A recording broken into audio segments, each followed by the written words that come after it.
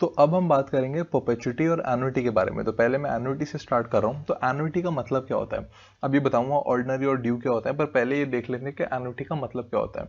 Annuity का मतलब होता है same amount of payments at same amount of time and limited. इसका मतलब क्या है, सिमिलर अमाउंट ऑफ पेमेंट, बिल्कुल सेम अमाउंट ऑफ पेमेंट आप कर रहे हो और सेम अमाउंट ऑफ टाइम पे कर रहे हो। जैसे आप कहते हो हर 23rd को आप एक 500 रुपए निफ्टी 50 के अंदर इन्वेस्ट करोगे। तो क्या है, ये सेम अमाउंट ऑफ पेमेंट है क्योंकि आप सिर्फ 500 रुपए इन्वेस्ट करने वाले हो, और सेम अमाउंट ऑफ टाइम है क्योंकि आप हर महीने के महीने हर 23rd को करने वाले हो। तो इसे हम क्या बोलेंगे, एन्युटी। तो मतलब सिर्फ क्या होगी, एक तरीके से एन्युटी हो गई। एंड लिमिटेड, लिमिटेड मतलब आप लिमिटेड टाइम के लिए करोगे।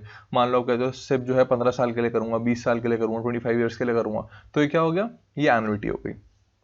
एन्युटी, ऑर्डिनरी और ड्यू का मतलब क्या होता है, मैं आपको एक बार वो समझा रहा हूं। तो अब मान लो ऑर्डिनरी एन्युटी। ऑर्डिनरी एन्युटी में क्या होती है, जो पेमेंट होती है एंड ऑफ द पीरियड पे होती है। बहुत इजीली मैं आपको समझाने की इसे कोशिश कर रहा हूँ। ये है 5 ईयर्स, ठीक है। ये फर्स्ट ईयर, ये सेकंड ईयर, ये थर्ड ईयर, ये फोर्थ ईयर, ये फिफ्थ ईयर। फिफ्थ ईयर पे मैच्योरिटी हो जाएगी। कहाँ, ये फर्स्ट ईयर हमारा, ये सेकंड, थर्ड, फोर्थ और फिफ्थ। फिफ्थ ईयर पे यहाँ पे हमारी मैच्योरिटी हो जाएगी। तो अब हम बात कर रहे हैं, जब ऑर्डिनरी वाली की बात हो रही है, जब ऑर्डिनरी की बात हो रही है, जो पेमेंट हम करेंगे, मान लो कि हम पेमेंट कर रहे हैं, तो जब हम ये पेमेंट कर रहे हैं, ये एंड ऑफ द पीरियड में कर रहे हैं। तो मतलब फर्स्ट ईयर के एंड में, ये 0 से 1 था, ये फर्स्ट ईयर था, तो हम यहाँ पे पेमेंट कर रहे हैं, पहली पेमेंट यहाँ हो रही है। फिर ऑर्डिनरी वाली में कहाँ होती है पेमेंट, एंड में, पीरियड के एंड में। तो अब यहाँ पे जो सेकंड ईयर की पेमेंट होगी वो कहाँ होगी, सेकंड ईयर के एंड पे, फिर ये थर्ड ईयर के एंड पे, फिर ये फोर्थ ईयर के एंड पे, और ये फिफ्थ ईयर के एंड पे। यहाँ मैच्योरिटी और हम यहीं पे ही हमारी लास्ट पेमेंट। तो इसे कहते हैं ऑर्डिनरी। ऑर्डिनरी एन्युटी में जो हम पेमेंट कर रहे हैं वो जो ईयर है उसके एंड में कर रहे हैं। ऐसी एन्युटी ड्यू क्या होता है, एन्युटी ड्यू का मतलब है कि जो हम पेमेंट कर रहे हैं वो ईयर की स्टार्टिंग में कर रहे हैं। जैसे ये हो गया हमारा फर्स्ट ईयर, ये सेकंड ईयर, ये थर्ड ईयर, ये फोर्थ ईयर, ये फिफ्थ ईयर। तो अब जो हम पेमेंट कर रहे हैं, अब जो हम पेमेंट करेंगे ये ईयर के स्टार्टिंग में कर देंगे। तो ये फर्स्ट ईयर था हमारा, फर्स्ट ईयर के स्टार्टिंग में ही हमने पेमेंट कर दी, ये फर्स्ट पेमेंट, तो ये ईयर के स्टार्टिंग में हो गई, तो ये हो गई एन्युटी ड्यू।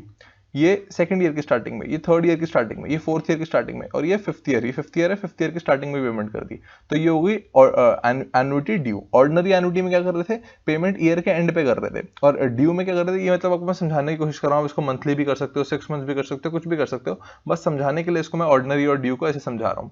तो ड्यू वाले में क्या है कि हम हमेशा पेमेंट कब कर रहे हैं, ईयर की स्टार्टिंग में कर रहे हैं, ईयर की स्टार्टिंग में। तो ये होगा एन्युटी ड्यू। तो इससे फर्क क्या पड़ता है, तो अब आप खुद सोचो, जब आप एंड में कर रहे हो तो इस टाइम से इस टाइम तक का तो इंटरेस्ट आपको मिलेगा ही नहीं। मतलब अब आपने पहली पेमेंट यहां करी, दूसरी पेमेंट यहां करी, पहली पेमेंट ये थी, दूसरी ये थी, तीसरी ये थी, फोर्थ ये थी, और फिफ्थ ये थी। तो यहां पे आपने करी और यहीं पे ही मैच्योरिटी हो गई। और यहाँ पे क्या आप स्टार्टिंग में कर रहे हो, पहली यहाँ, दूसरी यहाँ, थर्ड यहाँ पे, फोर्थ यहाँ पे, और फिफ्थ यहाँ पे, फिफ्थ यहाँ करी, और यहाँ पे आपको ये थोड़ा सा एक्स्ट्रा टाइम आपको यहाँ पे मिल गया। तो थोड़ा सा एक्स्ट्रा इंटरेस्ट किसमें मिलने वाला है आपको, एन्युटी ड्यू में। तो इसका मतलब क्या हो गया, एन्युटी ड्यू जो है इंटरेस्ट वाइज, एन्युटी जो ड्यू है वो इंटरेस्ट वाइज थोड़ी सी बेटर है किससे, जो एन्युटी ऑर्डिनरी है। तो याद करो, जब हम एक्सेल यूज करते हैं तो हमेशा वो हमसे एंड में टाइप पूछता था, और मैं हमेशा बोलता टाइप छोड़ दो। तो मैं आपको समझा रहा हूँ टाइप का मतलब क्या होता है। टाइप जब हम करते थे, टाइप जब आता था एक्सेल में, अभी करके दिखाऊंगा, उसमें दो चीजें होती है, 0 और 1। जब आप जीरो की बात कर रहे हो, तो मतलब आप कह रहे हो ऑर्डिनरी एन्युटी है ये। इसका मतलब क्या है कि जो पेमेंट्स हो रही हैं वो बिल्कुल एंड में हो रही है, वो पीरियड के एंड में हो रही है। और अगर आप वन वहां पे डालते हो, भी डाल के दिखाऊंगा, तो जो पेमेंट्स हो रही हैं वो क्या हो रही हैं, पीरियड के स्टार्टिंग में हो रही है। तो ये इसका मतलब होता है। तो अब मैं आपको करके भी दिखा देता हूँ। अब यहाँ हम एक्सेल पे आ गए हैं, तो मैं आपको ये करके दिखा रहा हूँ कि किस तरीके से ड्यू और ऑर्डिनरी काम करती है। तो पहले मैं निकालूंगा ordinary is equals to F, future value निकाल रहे हैं हम किसी पीस का। हम मान रहे हैं रेट हमारा 15% है। हम कह रहे हैं नंबर ऑफ पीरियड्स हम मान के चल रहे हैं 5 ईयर्स ही है।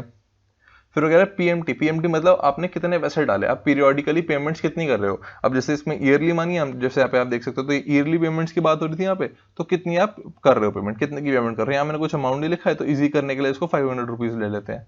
तो यहाँ मैंने डाला कि हम हर महीने के महीने, हर साल के साल 500 रुपए डाल रहे हैं। प्रेजेंट वैल्यू तो हमने कुछ नहीं डाली।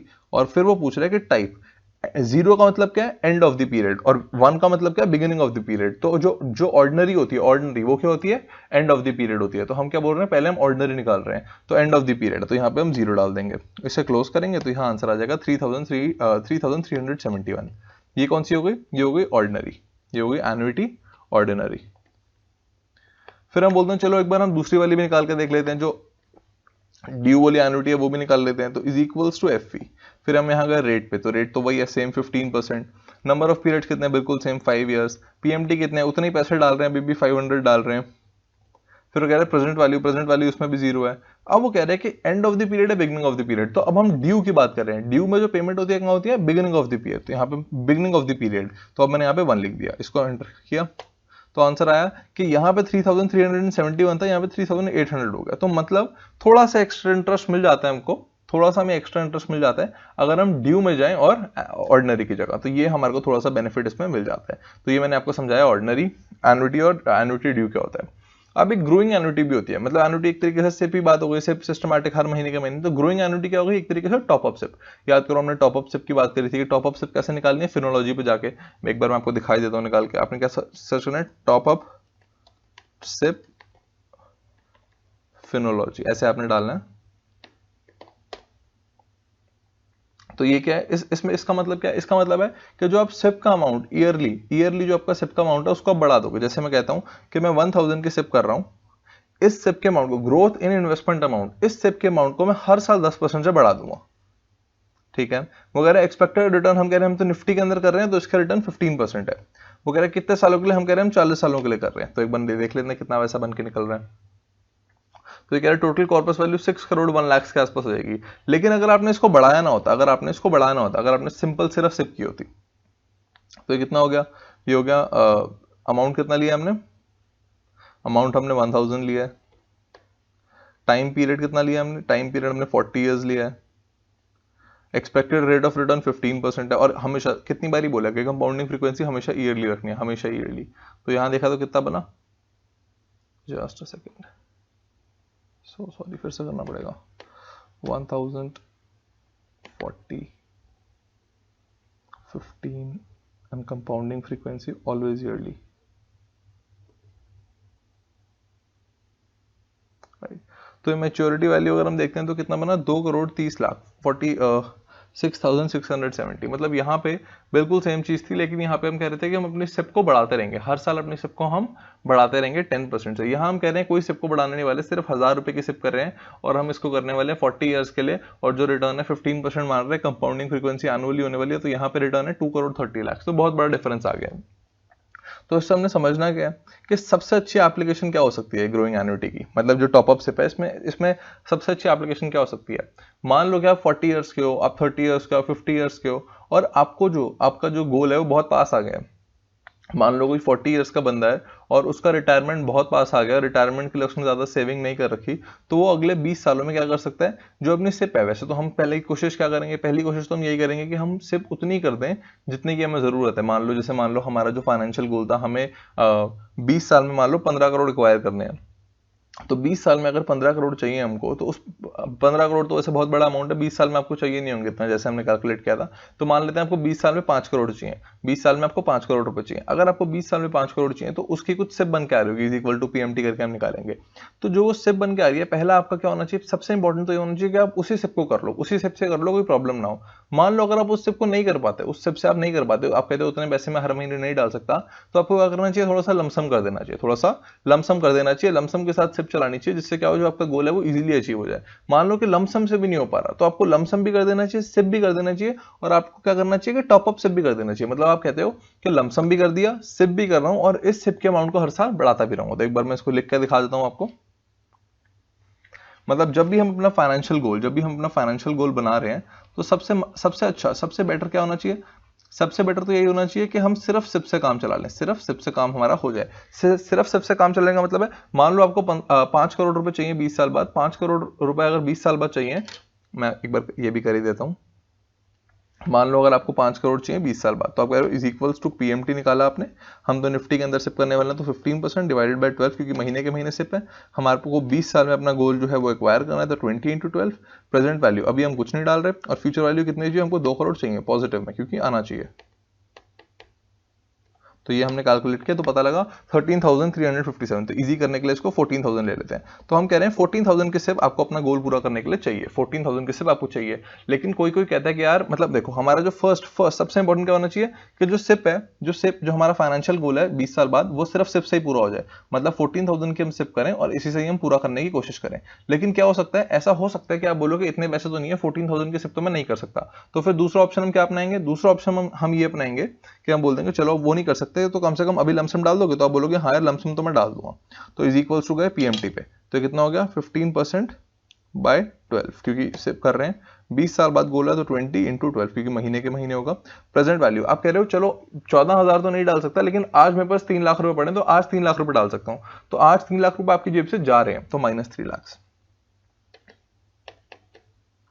तो फ्यूचर वैल्यू कितनी चाहिए, फ्यूचर वैल्यू तो उतना ही चाहिए हमको, देख लेते हैं कितने। सो सॉरी,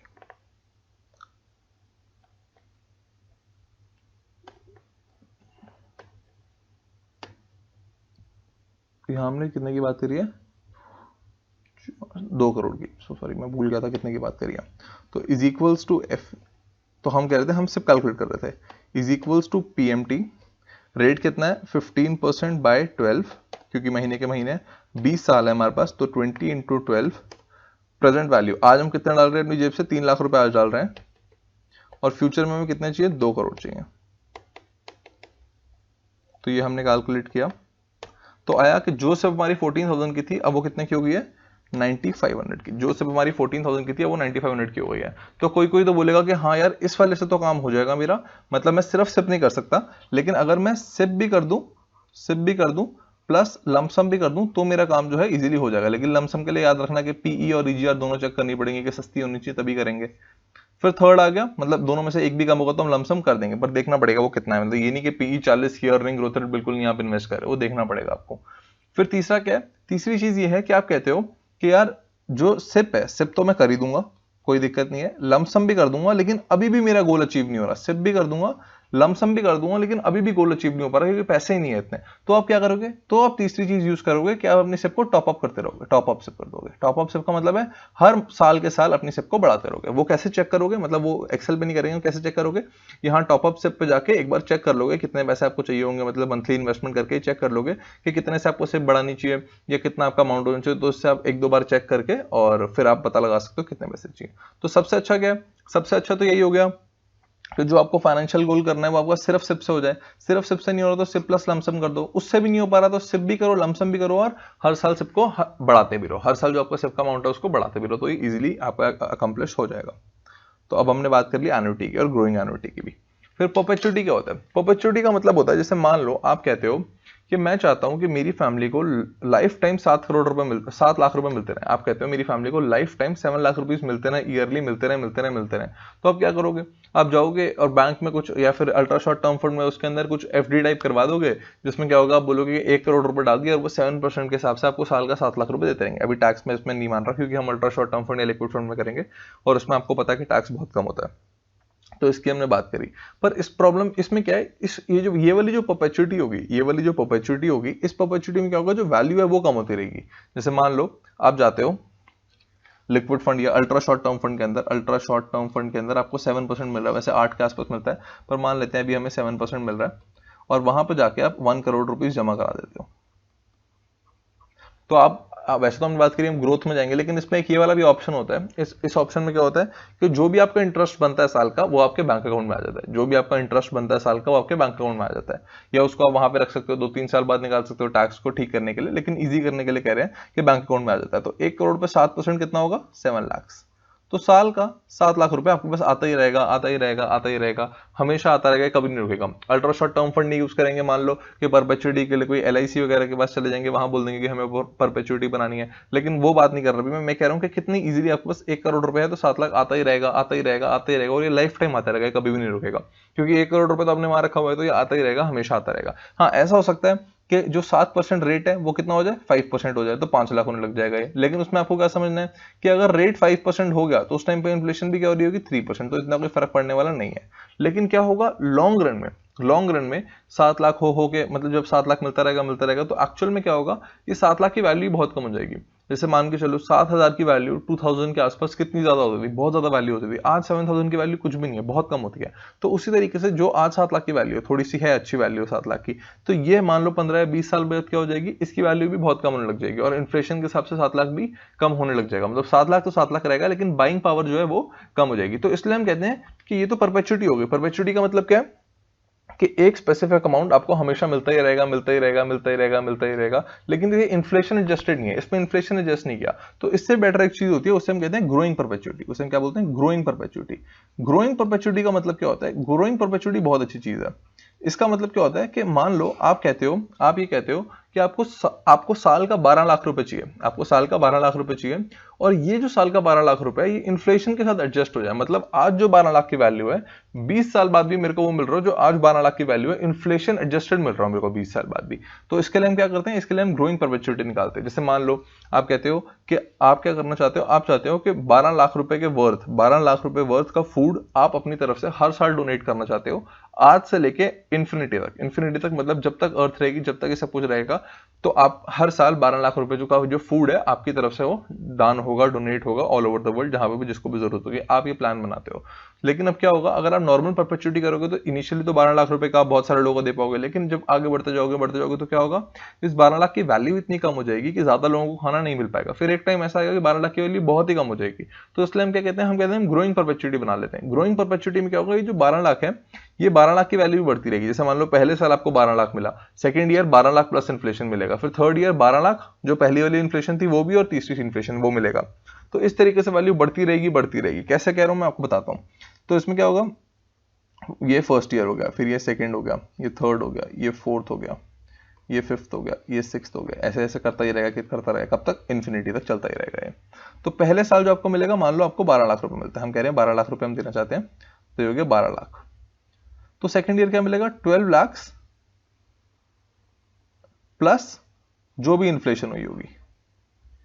फिर अब ये वाला है, मतलब मान लो हम इन्फ्लेशन हमेशा कितनी एज्यूम करते हैं, 6% के आसपास, तो 12 लाख प्लस 6% मिल जाएगा। तो यहां पे क्या मिलेगा, तो 12 लाख प्लस ये वाला जो था, प्लस 6% जो था इसका, जो ये यहां मिला था, जो सेकंड ईयर में मिला था वो, प्लस 6% और फिर फोर्थ ईयर में क्या मिलेगा, फोर्थ ईयर में जो थर्ड ईयर में मिला था वो प्लस 6% और फिफ्थ ईयर में क्या मिलेगा, जो फोर्थ ईयर में मिला था वो प्लस 6% और। तो इस तरीके से क्या होगा, जो पैसे आपको मिल रहे हैं, जो पैसे आपको मिलेंगे, जो पैसे आपके डोनेट होंगे, या जो भी आप करना चाहते हो, मान लो कोई कहता है मैं अपनी फैमिली को हर साल 12 लाख रुपए देना चाहता हूं, और ये ऐसे 12 लाख रुपए है इनकी कभी वैल्यू कम ना हो, ये इन्फ्लेशन एडजस्टेड हो। तो पहले फर्स्ट ईयर 12 लाख मिलेंगे, second year 12 lakh plus inflation, third year फिर से 12 लाख प्लस इन्फ्लेशन मिलेगा आपको। मतलब इतना मिलेगा कि जो 12 लाख की वैल्यू फर्स्ट ईयर में थी, वही 12 लाख की वैल्यू रहने वाली है 4 लाख। मतलब मान लो 5 साल बाद, आज से 5 साल बाद जो चीजें 12 लाख की आती हैं, उन्हें खरीदने के लिए 15 लाख रुपए लगेंगे। मान लो एक आप चीज खरीदते हो, एक बास्केट खरीदते हो जिसमें सारे टाइप के फूड ग्रेन्स आते हैं बहुत लोगों के लिए, वो बास्केट आज 12 लाख रुपए की आती है, लेकिन 2025 में वो सेम बास्केट 15 लाख की आएगी। तो जो पैसा आपको 12 लाख में मिल रहा है, जो आपको अगर मान लो 2020 में 12 लाख मिल रहा है, तो ऑटोमेटिकली वो 15 लाख हो जाएंगे। तो वो किस तरीके से होंगे, उसके लिए हम ग्रोइंग परपेचुइटी निकालते हैं। वो कैसे निकालते हैं, पहले हम ये देखते हैं कि आपको पैसा कितना चाहिए, आप पर ईयर कितना चाहते हो। तो कोई कहता है मेरे को चाहिए पर ईयर 12 लाख, क्यों, क्योंकि महीने के 1 लाख के आसपास हो गया। तो हम कहते हैं चलो ठीक है 12 ईयर्स हो गया आपका, तो कितना चाहिए, इसे कहते हैं पीएमटी। पीएमटी मतलब पेमेंट्स, कितनी पेमेंट है, तो कितना हो गया पीएमटी आपके, तो साल का 12 लाख चाहिए। फिर हम कहते हैं rate R minus G. R minus G कितना हो गया, रेट कितना होता है, जैसे जनरली बैंक में कितना मिल जाता है, जनरली आपको तो चलो यार बैंक में 8% के आसपास मिल जाता है, तो 0.08 लिख लेते हैं। 8% है तो मतलब कितना हो गया, ये हो गया 8/100, तो ये हो गया 0.08। और इन्फ्लेशन कितनी हम कह रहे हैं, इन्फ्लेशन तो हमेशा 6 मान के चलते हैं, तो 6/100, तो ये हो गया 0.06। तो 0.08 माइनस 0.06, तो यहाँ हमने कैलकुलेट किया, तो ये हो गया 12 लाख था डिवाइडेड बाय 0.02। अब कोई बोलेगा नहीं बैंक रेट तो 6% होगा, ठीक है, तो उस टाइम पे इन्फ्लेशन भी 4% होगी, तो भी 2 आ गया। कोई कहेगा नहीं यार बैंक रेट तो 9% होगा, ठीक है, तो उस टाइम पे इन्फ्लेशन भी 7% होगी, तो आंसर 2% ही आ गया। और 2% क्या, हम तो बोल रहे हैं 2% होना चाहिए, वो 2% का तो 0.02, मतलब जो भी पीएमटी है डिवाइडेड बाय आर माइनस जी। तो ये कितना आ गया, तो यहाँ आप चेक करोगे तो ये अप्रोक्सीमेटली अगर आप इसे कैलकुलेट करोगे तो ये आएगा 6 करोड़ के आसपास। ये हो जाएगा 2/100, 100 ऊपर चला जाएगा, इसे आप कैलकुलेट करोगे तो कैलकुलेटर भी कर सकते हो, पर मैं वैसे बता रहा हूँ। तो ये अप्रोक्सीमेटली कितना आ जाएगा, 6 करोड़ के आसपास आ जाएगा।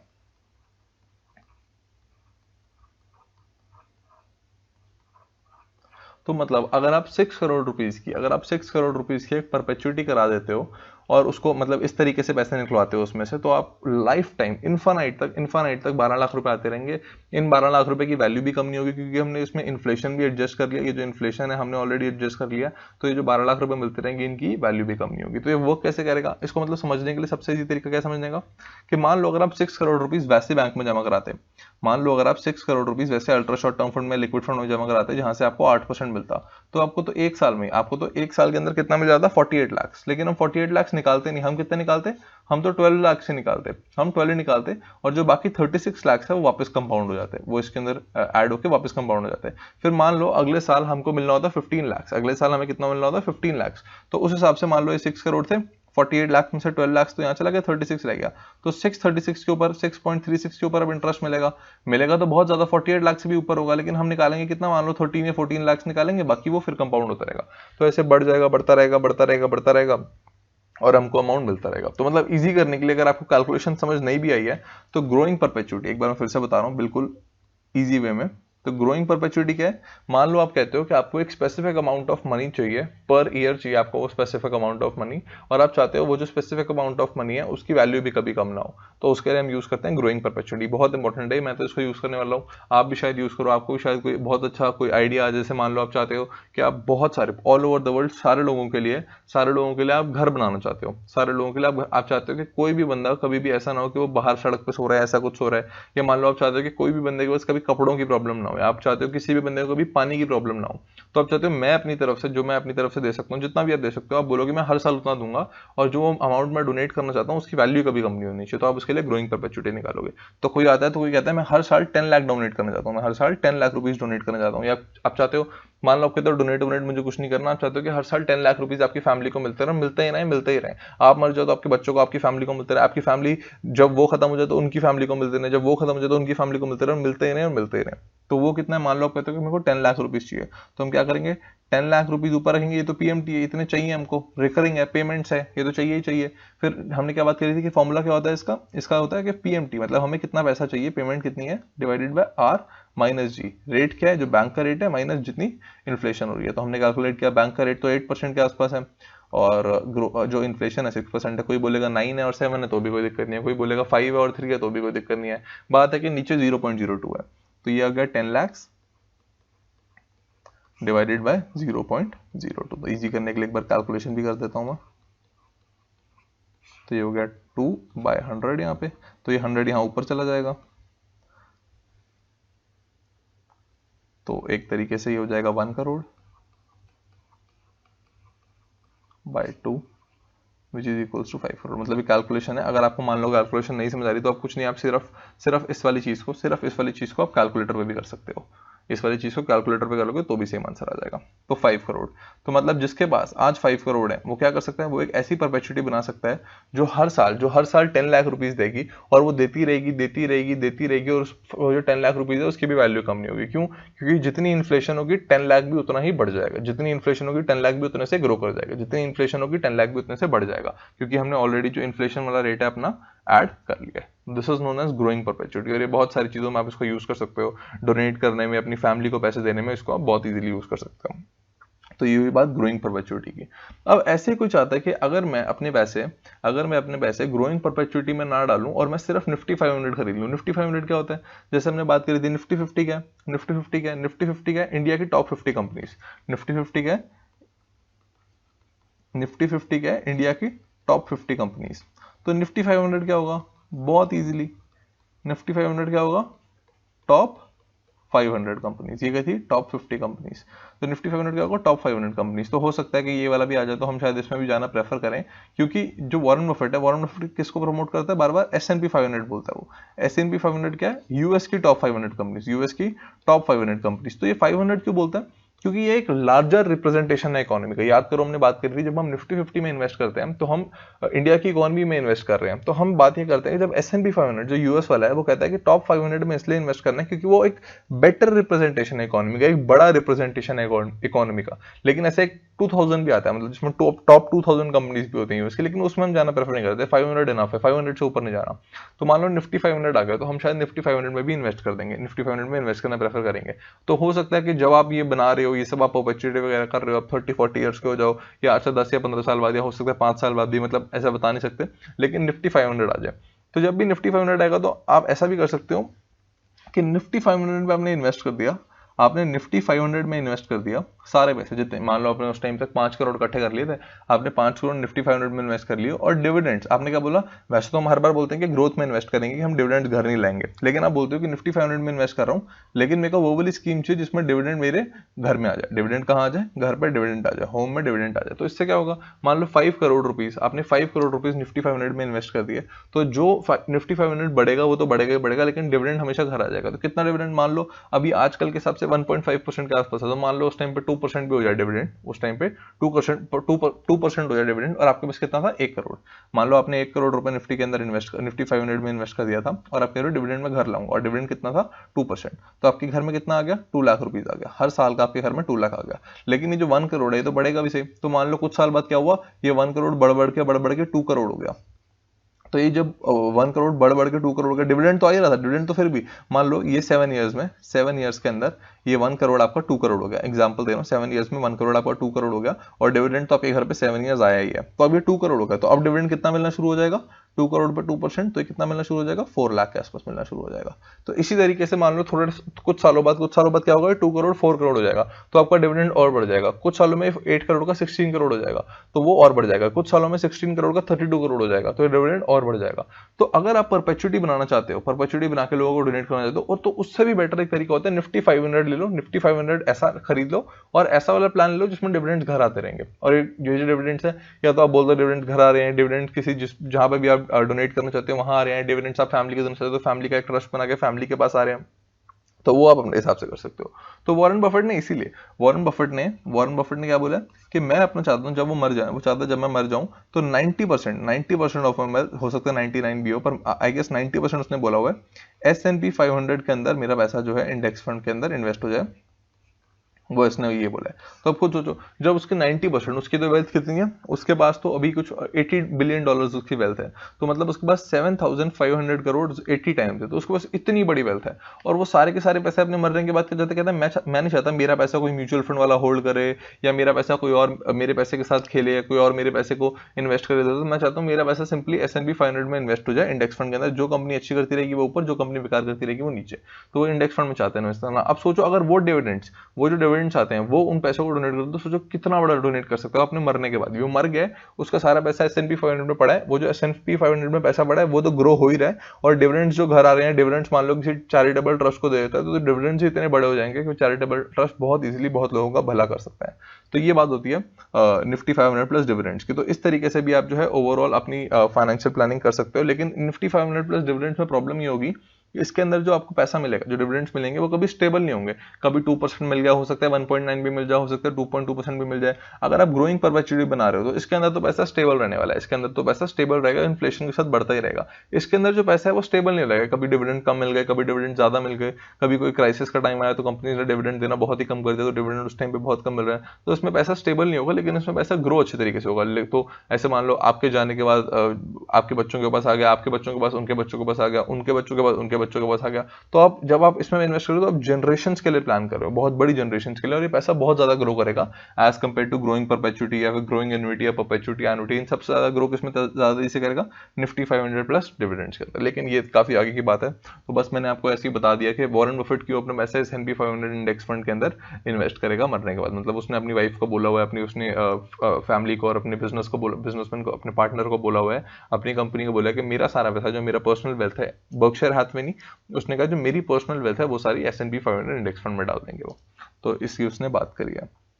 तो अब हम परपेचुइटी और एन्युइटी कंप्लीट कर चुके हैं, तो अब हम बात करेंगे फाइनेंशियली इंडिपेंडेंट बनने का प्लान बनाएंगे कि कौन कौन बंदा फाइनेंशियली इंडिपेंडेंट बन सकता है, और आपको फाइनेंशियली इंडिपेंडेंट बनने के लिए क्या क्या करना चाहिए।